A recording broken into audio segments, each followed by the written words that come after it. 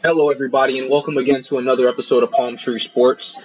I am your host, Corey Pujols, and it is brought to you by Sports Radio, your direct feed for all their sports. And happy Saturday afternoon, guys, and thank you all for joining us today. We're joining me today here. It's a wonderful day out here in the Sunshine State. Weather's very nice. It was nice and warm all day today. Not really any clouds in sight, so you gotta love it. And we got a lot going on in the world of sports. As always, I hit you guys with that line every week simply because it's really a big deal down here. There's always something going on. And I know the last couple of weeks have been a little bit on the not a lot of information to give you guys, but I got a ton of it today. I got 2 pages worth of stuff today, which means there's going to be quite a few things moving on as we get along in this offseason for some sports and the beginning of the season for other sports like baseball. So, guys, let's go ahead and get started with the Tampa Bay Buccaneers. I know you guys came for updates and information, so let's get it popping with that. The first thing that I want to talk about with Tampa Bay, guys, is that the offseason for us is going to be very, very hard.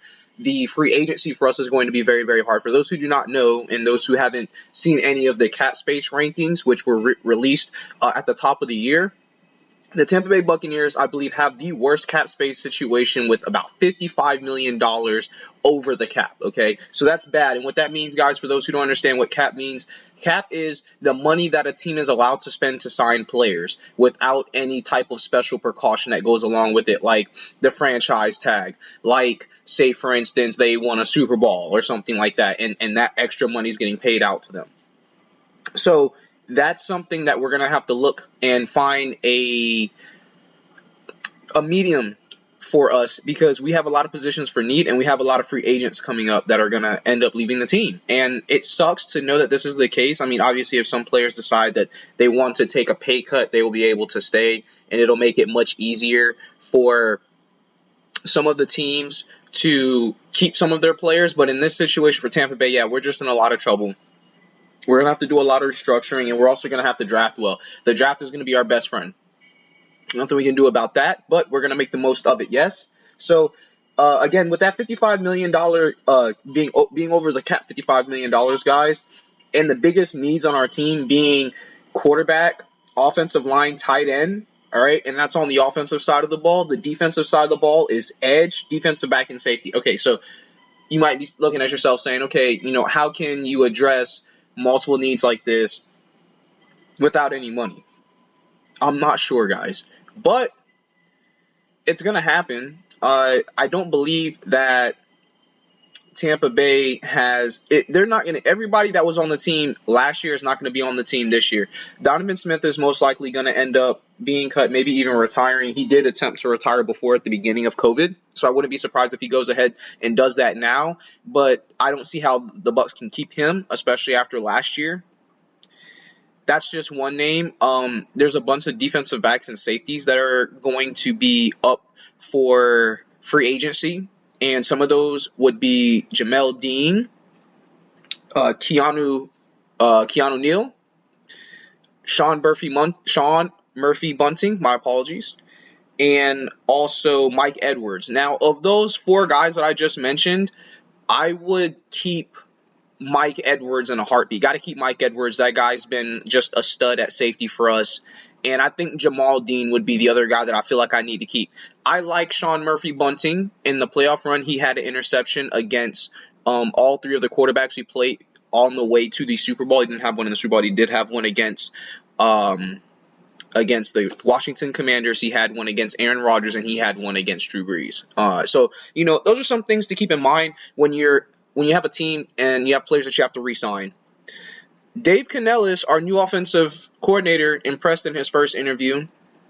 He has a lot of knowledge of the physiology of the Buccaneers offense and the strong points and the weak points, and I believe he'll do a good job getting more out of the strong points and allowing the weak points to dominate us. He was able to do that in Seattle for a long time, no matter who the quarterback was. And let's not forget, he did work with Russell Wilson. So, Russell may not be doing that well now, but when he was with Seattle, he was a good football player. So, let's see what happens there. That's basically it coming out of Tampa. Again, a lot of people are, skeptical of how Tampa Bay is going to navigate this offseason. It looks like Kyle Trask may be the guy that they're going to go with, but you're not going to start the season with just one quarterback under contract. So there's going to be some type of action that takes place, guys. Look forward to that. We'll see what happens. We'll see what happens if we can trade for somebody too, for that matter. So that's it for Tampa Bay. Now, moving on to the Jaguars. All right, the Jaguars in a different situation, but they are still also a team that's struggling with the cap, right? So they need to create cap space right now, and that's what they're doing. They're restructuring some contracts with some players, but they have to go ahead and create some space because, again, I've said this before throughout the season last year, they spent a lot of money in the offseason last year, which means there's not going to be a lot of money there this year. That's just how it goes. Whenever that happens, you have to be willing to take that bump as a franchise and know, hey, we spent a lot of money here. We're not going to be able to spend a lot of money there, period. It's very simple math. It's like that for every team. So they have to go ahead and create some space in the cap by restructuring contracts. They've done that already by restructuring a couple of contracts. They've re-signed backup quarterback C.J. Beathard. I imagine that, they like him a lot, and they feel like that he knows the system, and he's going to be a good guy to come back. So, congrats to him for the signing. But the most important thing for the Jags is going to be on their needs, and their needs are at cornerback, safety, defensive line, all right, and wide receiver. Now,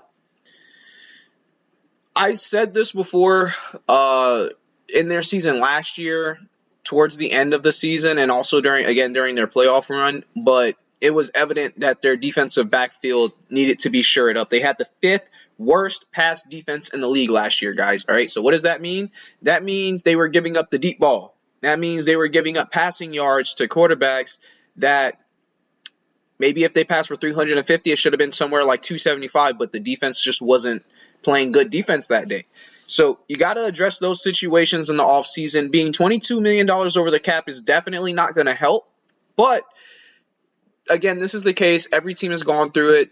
Other teams go through it more than, some, but it is indeed part of the process. It is indeed 100% part of the process. And as a result, you have to do what you can with what you have. And that's basically where the Jaguars are at right now. So good luck to them. I hope they're able to shore up that defense. And if they're able to do that, I look for them to do bigger things in next year's the next few years to come, I should say, but more specifically next year after having a good playoff run this year, guys. Good job, again, to the Jaguars for turning their season around. Now, the Fins, all right, as we slide on into Miami, they have a much different situation going on. So the biggest thing coming out of Miami is Byron Jones, former cornerback, I think, at this point now for Miami, has mentioned recently that he cannot run or jump due to the injuries that he has sustained while being in the NFL over the last 8 years, I believe it is.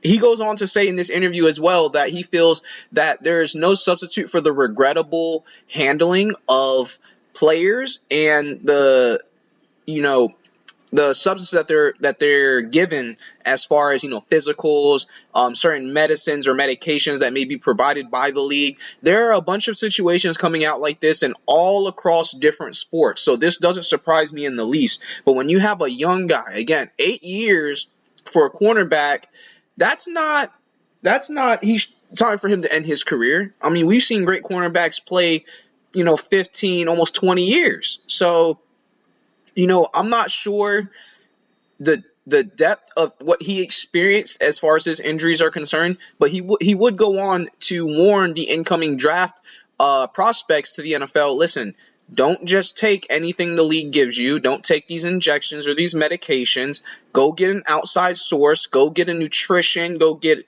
a therapist. Get everything. In my opinion, I say go out and get it all. That you have insurance for a reason, and there are some of us who struggle without it. So when you have that ability, I don't see why it shouldn't be made afforded to you. And if it's your active job to go out and get that, then you should be going to get it, okay?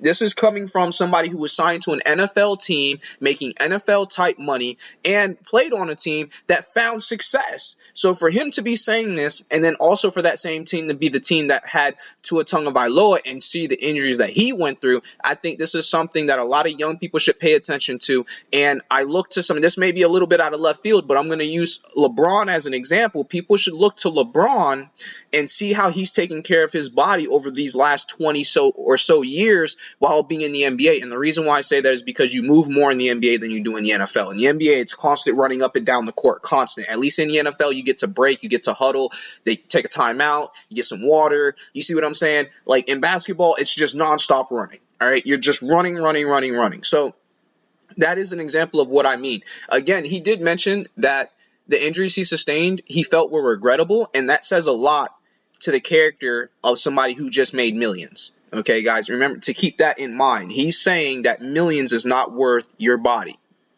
People should listen to that statement very carefully.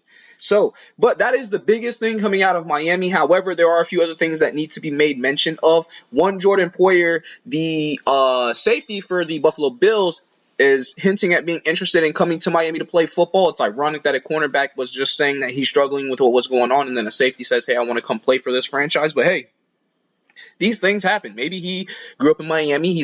Maybe he's a Miami fan. There's a lot of skepticism about things like that. But hey, he said he wants to play for Miami. There's no reason why they shouldn't sign him, especially if he's a free agent.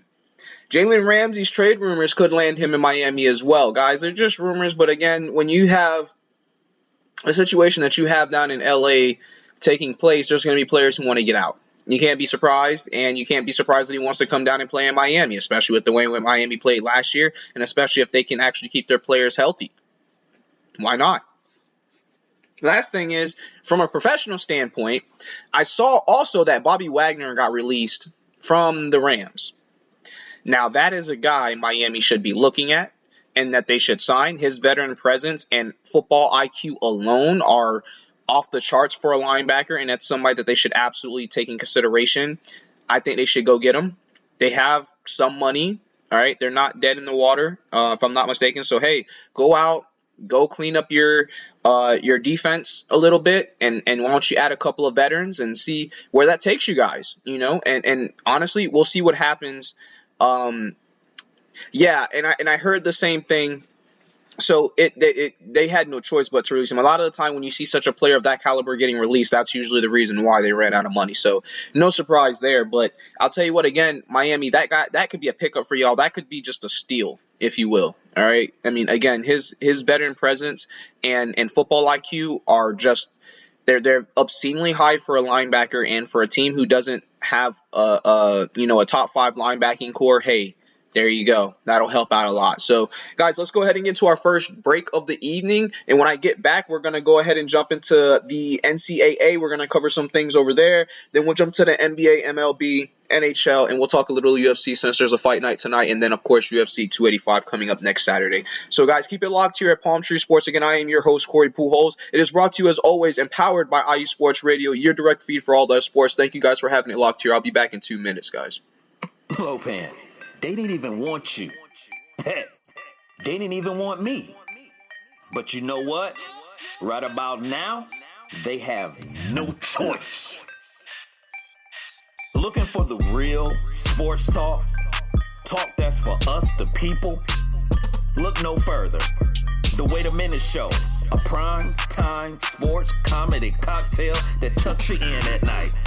Join me and Lopan Wednesdays at 9 p.m. Eastern Standard Time on the 2livestewsradio.com and Saturday, 8 p.m. Eastern Standard Time on the waitaminuteshow.com. Sounds like a plan to me. Ain't that right, Lopan? Indeed.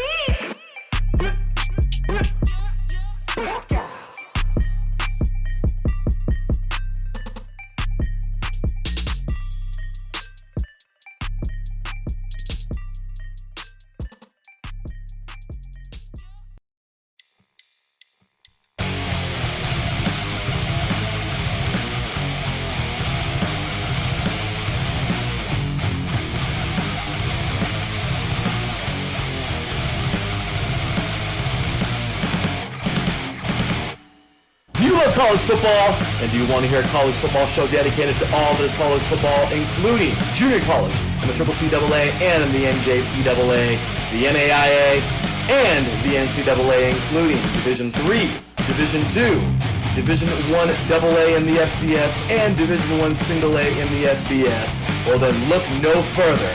Join myself, Larry B., and my colleagues, Mr. H-Town Blake Henley, and Mr. Christian Espinoza each week during the college football season for the latest in college football on 3 and Out College Edition right here on IE Sports Radio, your direct feed for all that is sports.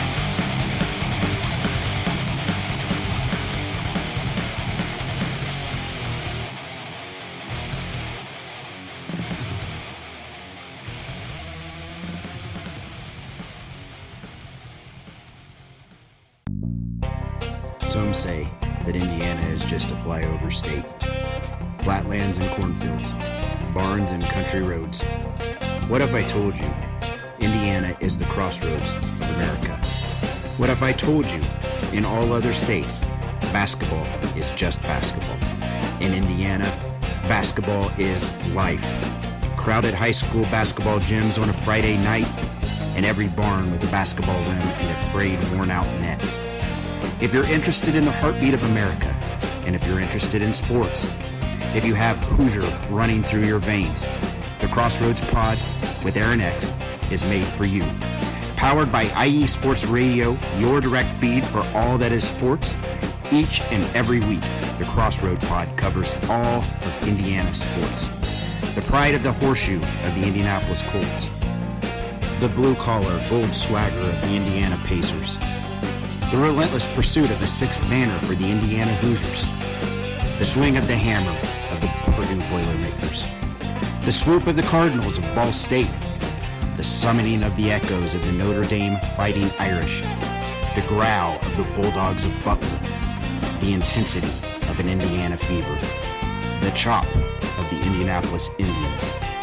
At the Crossroads Pod, if it is Indiana, we've got you covered. More than cornfields. More than country back roads. The Crossroads of America. Join me, Aaron X, every week. It's nothing but net.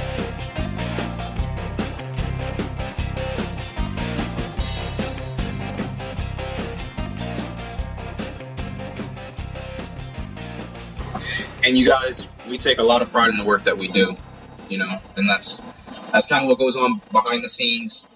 Nobody knows, all the work that we put in, but it's a beautiful thing, and we love to share it with you guys. I think that's the biggest thing is that, we get to share the information that we discover all as sports fans, and that's what connects us all. I think a lot of people may watch First Take in the morning and think the same thing.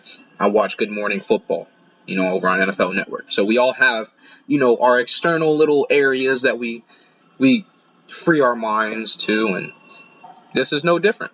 So welcome back, guys, to my show, Palm Tree Sports, brought to you by IE Sports Radio, your direct feed for all that is sports. My name is Corey Pujols, and guys, we're about to get into the second part of our segment today.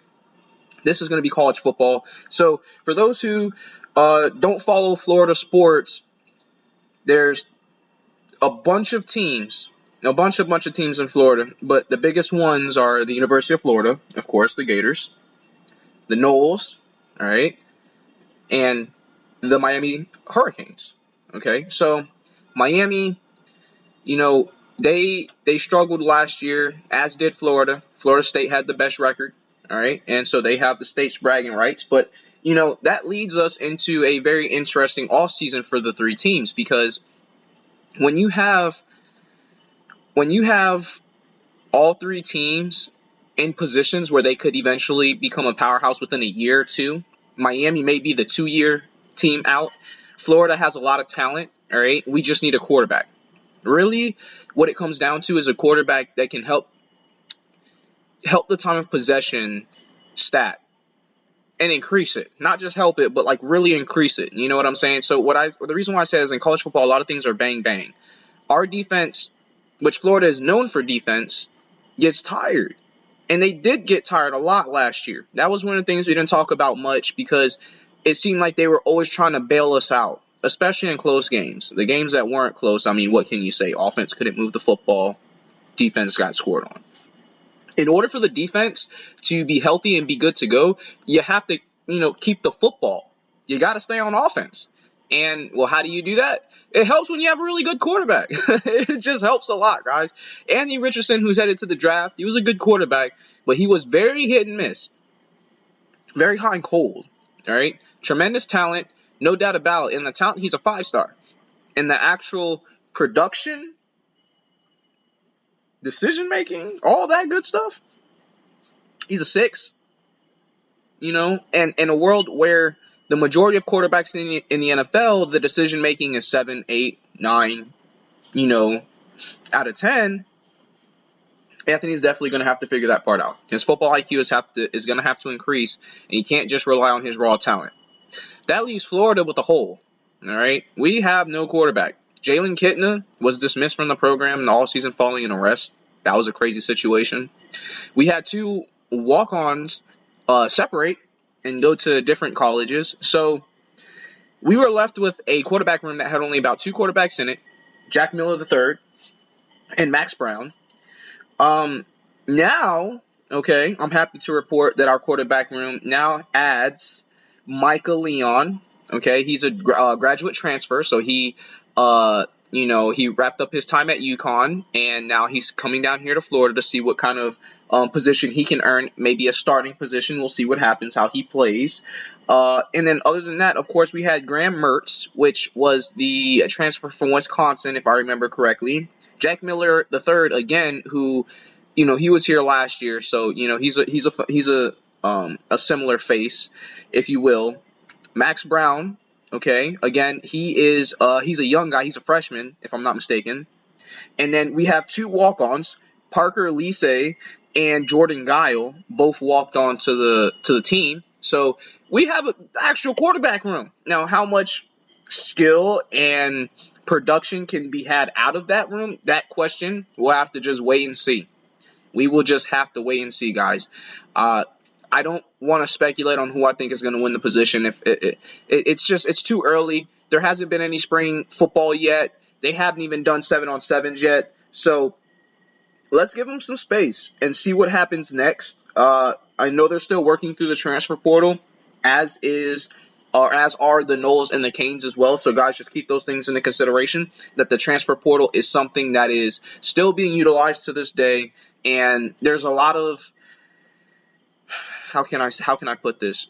There's a lot of switching and swapping. All right, guys, there's a lot of switching and swapping. There are a lot of teams who they run a specific kind of offense or a defense, and it's just not working for that player. They have the chance to come somewhere else, and it works out perfectly for them. So that's what happens with the Gators. It's also what's happening again with the Noles and the Canes. Last thing about the Gators, though, for those Gator fans out there, something good, something happy to hear about. Now, for anybody who follows Florida athletics, guys, we're not just a one-off thing. We're not just decent at football. We're good at basketball. We're good at baseball. We're good at pretty much everything. Track and field. Guess what else we're good at, guys? Gymnastics. That's right.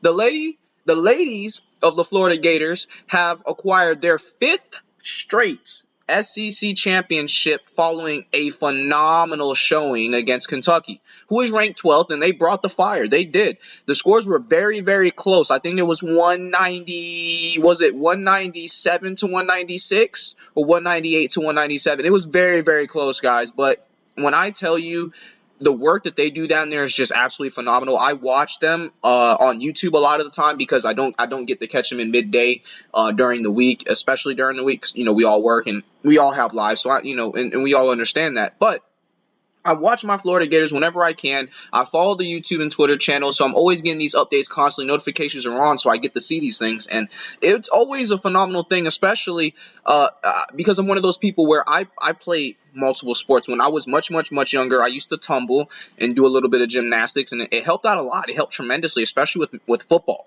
And, being one of those guys who I play everything. I play football. I play basketball, baseball, soccer, tennis, hockey. I can play all those games, and it's a ton of fun.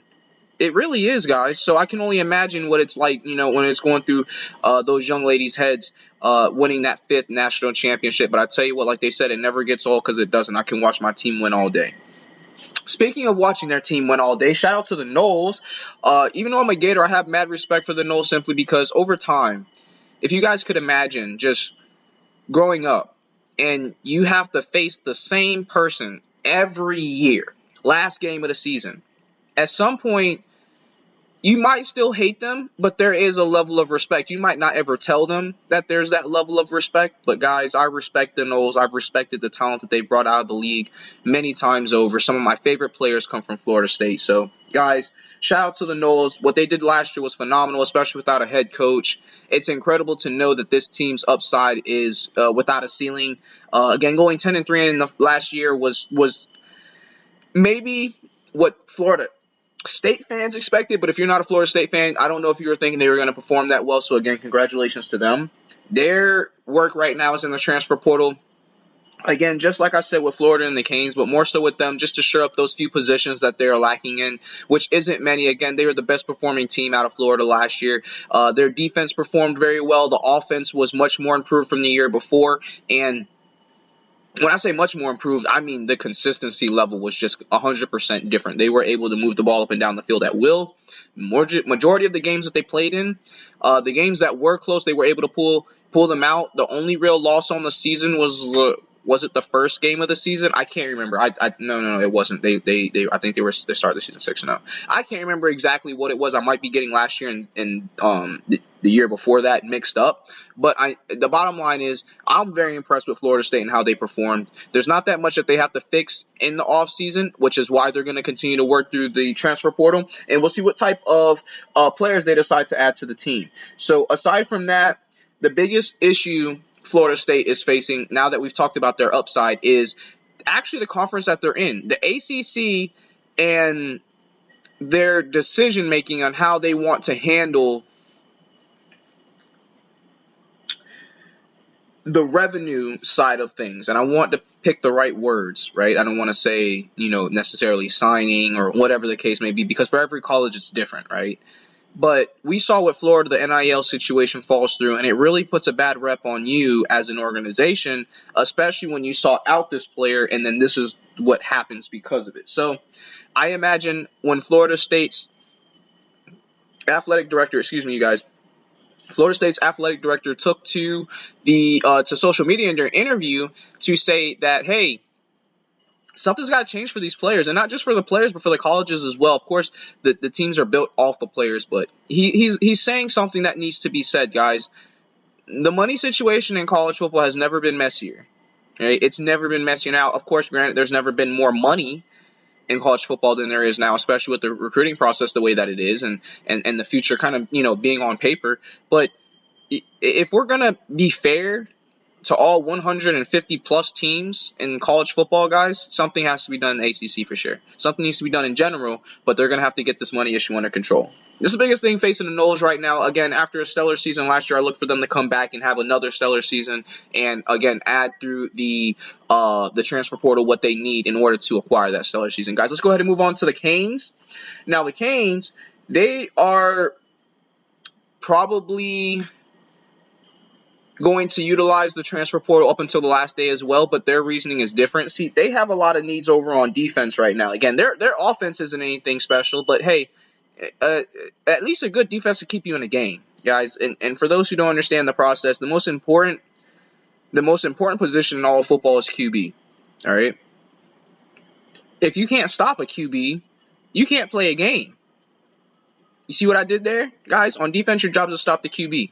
And Miami didn't do a good job of that last year. As a matter of fact, you could say that even though they have a decent QB in their own right, that basically every game that they played, especially the games that they lost, they were outplayed defensively. All right, guys. So I look for Miami to focus there heavily in the transfer portal. Now, also, when your head coach is saying, hey, I still want to add 5 to 7 more players, okay, good. It's a good number. I'd say 8. Honestly, because you're also looking for receivers. Now, that's the biggest thing on your offense that you're looking for from that perspective. But again, you take good defense wins championships. All right. Good defense wins championships. So, guys, you're going to have to address that. You're going to need some defensive linemen, some cornerbacks, and some safeties. You're going to have to work on that back end more than anything else. All right, guys? So, Miami knows what to do, and it's a good thing that they do. Now they just got to go out and execute it, find some people who want to fight for the cause, play for Miami, play for a college with a huge heritage, a lot of national championships at their back, and, a process that can ultimately lead to an NFL contract. I think that's the goal for every college football player. If it's not, you might be in the wrong profession, or you might just be doing it for fun. But, hey, the goal should be to make it to the pros someday. And Miami is going to start putting themselves back on the map if they can find the right talent on defense and start to win games via their defense. Let's talk about the NBA real quick, guys, because that's pretty much it for college football, especially since we're in the offseason. Again, spring football will return in April, and we'll look for that. I'll definitely be giving you guys information on that, especially how it goes. And then, again, with Florida's blue and orange game will be a big time for us, so we'll cover that as well. Now, for the NBA, Miami Heat, Orlando Magic, our teams here in Florida. Recently, neither one of these teams have been doing much of anything before the All-Star break, after the All-Star break. Miami is performing much better than Orlando is this year. Miami wasn't at 500. Now they're above 500, which is the best thing to report for them, besides the fact that they were able to pick up a couple of big names before the trade deadline for the NBA. Some of those names include Kevin Love and PJ Tucker. Unfortunately, Kevin Love's first game as a Miami Heat teammate was completely forgettable, and the first game for PJ Tucker still has not been played yet. They have been able to see what they have with him, but unfortunately, they're just going to have to wait. Now, tonight at 7 p.m., the Heat are going to play the Hornets. Hornets are one of the worst teams in the league, so this could be a position where we get to see them both play, and hopefully they play well, show what they can add to the team, and go from there. The record for Miami right now is sitting at 32-28, so 4 games above 500. Meanwhile, the Hornets are 18-43. Unfortunately, Charlotte hasn't been much of a team since their existence to be much worried about for a lot of these powerhouse teams, which I would include in Miami, especially with a head coach like Erik Spoelstra. I'm not saying that to be, mean or facetious, but let's call it what it is. Charlotte hasn't performed well, and they've struggled year in and year out. So hopefully Miami can, now that we're done with the All-Star break, can find themselves back in the win column, start building up enough games to put them in a good position. They're not going to have to bubble in, it looks like. Hopefully they won't have to bubble in. I expect them to win a ton of games before the end of the season. We'll see what happens there. The next game, all right, after the Hornets tonight, that game is at 7 p.m. if you guys want to watch it. Now, the next game after that is against the 76ers. You're going from a bad team to a good team, all right? 76ers are rocking a 39-19 record, all right? They're one of the top teams in the East. And a team that most likely Miami will have to play in the playoffs, especially if they can't climb back into a top 3 seeding, which is most likely out of the question at this point.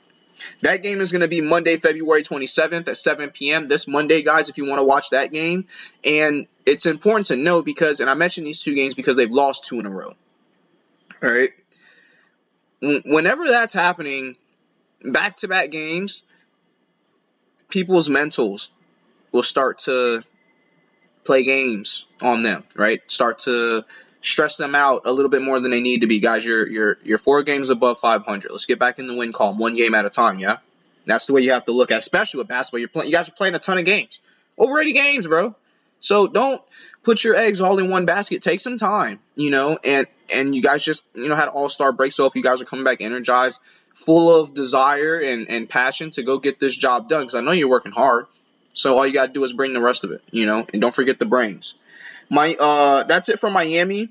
On to Orlando. Orlando's record, not that good, guys. It's again much different, 25-35. All right, so they're 10 games under 500. Again, after losing Mo Bamba over to the Lakers, I can only imagine how they're feeling there, especially in the middle of the court. The defense is going to be lacking a little bit. Knowing that be the case, they are playing the Pacers tonight, who is sitting at a 26-35 record, not that much better, and their team is facing similar issues. So I would say Orlando. It seems like every week I get on here and I say, but now is the time for you guys to wake up. Play some basketball. You guys got the Pelicans next, who started the season hot, but they've been struggling, man. They're 30-30 now. So that's another team you guys can beat. Put a couple of wins together, let's establish some confidence, get a game plan, and let's execute, guys. That's the biggest thing for Orlando. Again, especially with the record sitting at 25-35, you got to win, guys. That next game against the Pelicans, after the game against The Pacers, right, tonight will be Monday, February 27th, same time as the Heat game, 8 p.m. All right, same day, different time. My apologies. Heat game is 7 p.m. Magic game is 8 p.m. for those who are going to check it out, guys. Orlando is 3-3 in the last 6 games. And probably the biggest reason why I'm saying let's establish some confidence, try to win some games. Because, guys, listen, you guys beat Boston twice, back-to-back games earlier in the season, flashing your greatness, or what could be that of. Since then, there's been none of that. There's just been a bunch of back and forth and suspensions and just all kind of hoopla. And guys, in order for you guys to win, you're going to have to fix that. There's no way around it. You're going to have to fix it. So that's what I leave with Orlando. For all those who know, I'm a bigger Heat fan than Orlando Magic fan, but I'm in the state of Florida. I want all my Florida teams to do well. That includes the Magic. So let's get it done, guys. Let's get it done, boys. Let's go ahead and hit this second break. When we get back, we'll go ahead and cover the MLB, NHL, and the UFC as the current fight night is going on. And, of course, we'll talk about a little bit of what to expect next week. With that being said, keep it locked here, guys. We'll be back in a couple of minutes. Again, my name is Corey Pujols, your host for Palm Tree Sports. It's brought to you and powered by IE Sports Radio, your direct feed for all that sports. Thank you again, guys. I'll be right back.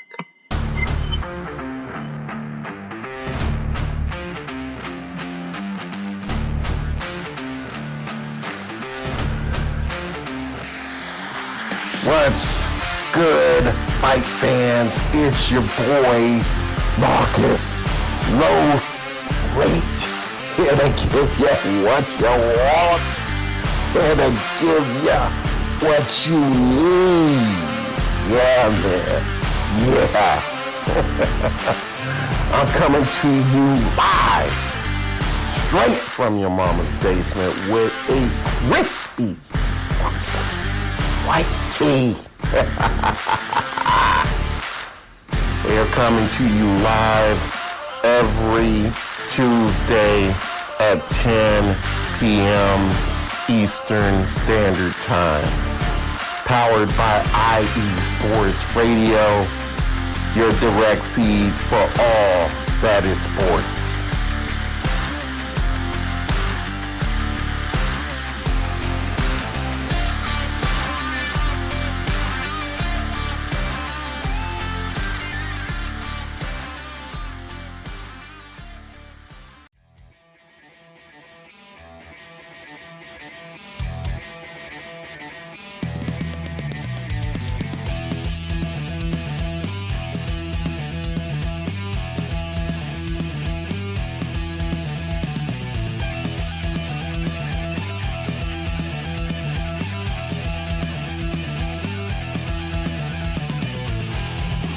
It's IE Sports Radio.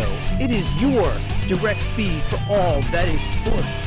It is Philly Sports Talk with Cash and Chris every Tuesday night right here on IE Sports Radio, your direct feed for all that is sports. Philly Sports Talk with Cash and Chris is the most comprehensive view on Philadelphia sports exclusively right here on IE Sports Radio.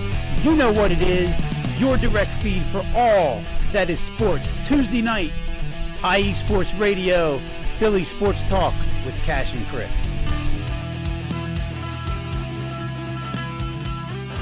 For anybody looking for that Philly special, guys, and that's a classic term up there in Pennsylvania, but the Philly special, man, that's what I'm just going to bring to you guys. Here, we're going to talk about Florida sports, though, and my name is Corey Pujols. I'm your host, Palm Tree Sports, brought to you by IE Sports Radio, your direct feed for all that sports, as always. And, guys, we're in the last part of our segment for today. We're going to go ahead and talk about the MLB, NHL, and UFC, guys. Now, because spring training just started, right, we know things are going to be wild, i.e. the first score of the game. Now, the first score of the first game in spring training, I should say, for the Rays, they played the Twins. That was an 8-4 loss. Now, again, this is the time where losing is okay. You're filling out your bullpen, you're getting your lineup straight, you're looking at how the other teams are performing, what type of battle linings they're going up with, what type of pitching they're utilizing, and overall what to expect for the season. Take this time to learn your team, guys. Learn each other. This is how you're going to do it. Spring training is just the basis for success during the regular season. I'm a big fan of it. It's a little bit more laid back than regular baseball, but I think I enjoy that part too because it really it slows down. Okay, guys, basically is what I want to say. The game slows down in spring training, and you really get a good look at what's going on, especially in your ball club. So for our Rays, though, again, we lost the first game to the Twins 8-4. It is what it is. I'm not too much worried about it. However, tomorrow we'll be playing the Red Sox at 1:05 p.m. I'll be watching that game, or at least I should be. Once I finish my grocery shopping, I'll be watching that game. So that'll be an interesting one to watch. Hopefully the Rays can come out and perform well against a foe that we see often throughout the season, to say the least. And also a foe that we have a very tough relationship with. So again, tomorrow, 1:05 p.m., Rays Red Sox, spring training. And, after that, we'll go from there. We'll see what else the spring training has for us as we get ready for the season. The season starts to begin. So very happy that the MLB is back. Very happy to be able to watch the Rays on TV again. Can't wait to see what they do tomorrow against the Red Sox again. Hopefully it's a good game, and we'll just go from there. Now, that's it for the Rays. Again, spring training just started. The first game was on the 20th, or was today, if I'm not mistaken, actually. So that's going to push us over into the NHL. Now, NHL is an opposite side of things. They're well within their season, and our Bolts have been playing very good hockey lately, all right? So that's lately. The last couple of games, a little shaky, all right? So we were on a hot streak. I think we won 3 games in a row, and we were 8-1 in the last 9 games before that, if I remember correctly, okay? Saying that to say this, we have now been 2-2 in the last 4 games. You expect this after a little while. We did have a suspension, all right? So that maybe that plays a little bit into it. As a defensive man who was suspended. His name is Eric Cernak. He was suspended for 2 games because of the fight situation that took place, was it last night? 2 nights ago? It was a couple of nights ago. It wasn't too long ago, but they had a fight, and he delivered an elbow that got him suspended. Now that elbow, I imagine, was somewhat vicious, but I mean, hey, it's part of the all-contact bid that is hockey. One of the things that a lot of people love about the game, and it's also a good way to handle bad blood, for whatever that case may be. Of course, these teams play each other multiple times a year, so things are going to get heated, things are going to get wild. It doesn't surprise me in the least that this took place. Now, as far as the Bolts, their record, and who they're going to be playing is concerned, we have the Red Wings, my apologies, guys, up next. That is tonight at 8 p.m., all right? Now, the Red Wings are sporting a 28, 21, and 8 record, all right? So, don't really care about the 8 ties. They're 7 games above 500. Good for them. The Bolts, rocking 36, 17, and 4. And we've been doing it behind tremendous defense and an even more tremendous offense. Being able to outscore opponents is always a blessing, and I'll say that, especially when you're playing baseball, hockey, soccer. Whenever these games or sports that you're playing, end up with what they call baseball scores, that's a perfect example of what I mean. Good luck to the Bolts against the Wings. Of course, I think we can get it done behind our defense. We'll see what happens, but good luck to us.